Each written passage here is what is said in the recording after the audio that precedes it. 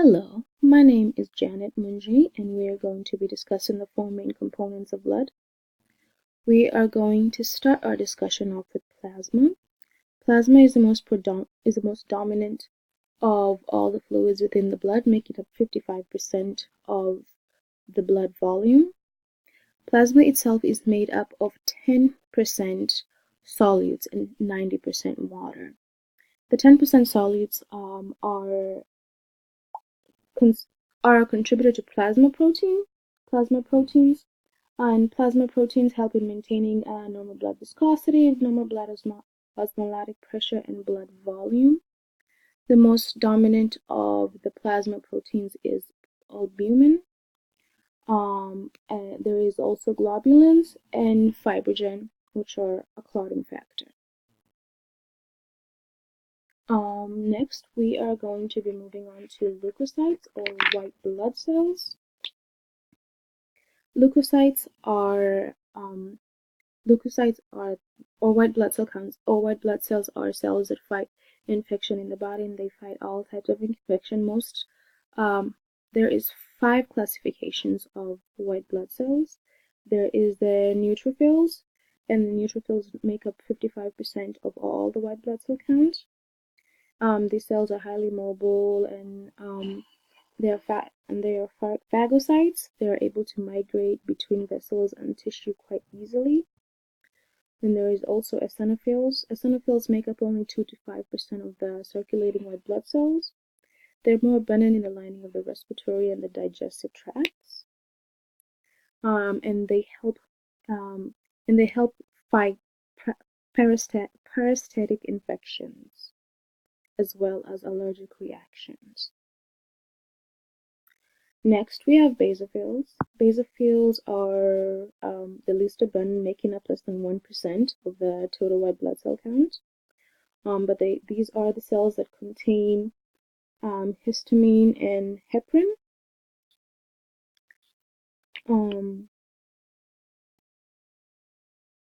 Then there is the lymphocytes. Lymphocytes make up 25% of all white blood cells. And there are 2 general types of lymphocytes: there's the T cells and the B cells. And then there is the monocytes. The monocytes are the largest of white blood cell counts, and they are highly mobile and phagocytic. A majority of the white blood cells, the neutrophils, eosinophils, basophils, and a few lymphocytes and monocytes are created in the bone marrow. But most lymphocytes and monocytes are created in the lymphatic tissue. Alright, we are going to be moving on to platelets. Platelets are very tiny, nearly colorless, irregular spindle / oval disc-shaped cells. These cells are also known as thrombocytes, and they are created through a process known as thrombopoiesis. Platelets tend to have quite a short lifespan of approximately 7 days, and platelets are mainly used for maintaining hemostasis, which is stopping the blood flow from an injured vessel. Platelets normally create a platelet plug. And the formation of this plug is normally accompanied by vasospasm or vasoconstriction, which stops blood flow to the injured area.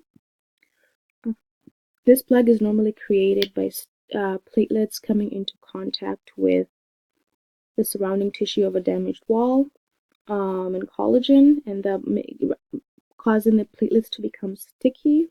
And once these platelets become sticky, they're able to adhere to the injured vessel as well as being able to adhere to each other, therefore being able to create a platelet plug to stop the bleeding.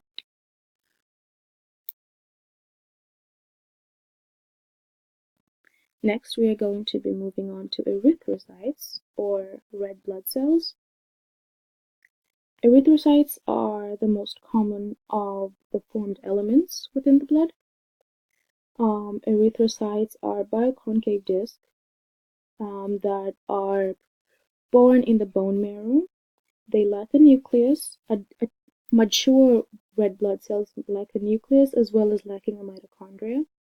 They're produced in a process known as erythropoiesis, where hematopoietic stem cells called hemocytoblasts undergo mitosis. Red blood cells are primarily used for the transportation of oxygen and carbon dioxide to and from the body. This occurs as there are about 200 to 300 million molecules of hemoglobin in red blood cells, in each red blood cell. Hemoglobin, one hemoglobin molecule is able to bond to 4 oxygen molecules, resulting in oxyhemoglobin, which is then transported from the lungs and from the heart to every other organ in the body, as well as able to bond to carbon dioxide to be able to be transported back to the lungs to be exhaled. A low amount of red blood cells is known as anemia. Red blood cells